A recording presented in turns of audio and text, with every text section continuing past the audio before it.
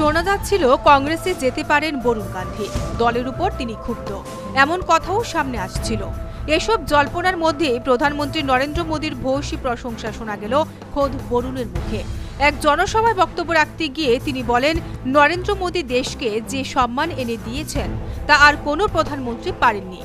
পিলভিটে জনসভায় বক্তব্য রাখতে গিয়ে এই কথা বলেন তিনি। এমনকি তিনি এও উল্লেখ করেন যে তার পরিবার থেকে যারা প্রধানমন্ত্রী হয়েছেন তাদেরও এই কৃতিত্ব নেই। দেশে প্রাক্তন প্রধানমন্ত্রী ইন্দিরা গান্ধীর নাতি বরুণ গান্ধী আর রাজীব গান্ধীর ভাইপো। বরুণ বলেন, বাজপেয়ীজি একজন সাধারণ পরিবারের ছেলে ছিলেন, কিন্তু তিনি দারিদ্র্যের দিকে সেভাবে নজর দেননি। কিন্তু নরেন্দ্র মোদী খুবই দরিদ্র পরিবারের সন্তান। এই প্রসঙ্গে তিনি বলেন, সত্যি বলতে আমার পরিবার থেকেও অনেকে প্রধানমন্ত্রী হয়েছেন, তবে এইভাবে দেশকে সম্মান এনে দেননি। তিনি বলেন, গত 5 বছরে কোনো দুর্নীতির অভিযোগ নেই মোদীর বিরুদ্ধে। বরুণ গান্ধী বলেন, উনার পরিবার বলতে কে আছে যে উনি তার জন্য দুর্নীতি করবেন?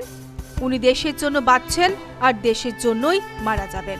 উনি শুধুমাত্র দেশের জন্যই চিন্তা করেন। সুলতানপুরের সাংসদ বরুণ গান্ধী এবার লড়ছেন পিলভিট থেকে। এই কেন্দ্র থেকে সাংসদ ছিলেন তার মা মেনকা গান্ধী। এবার মেনকা লড়ছেন বরুণের পুরনো কেন্দ্র থেকে। Bureau report, news vanguard.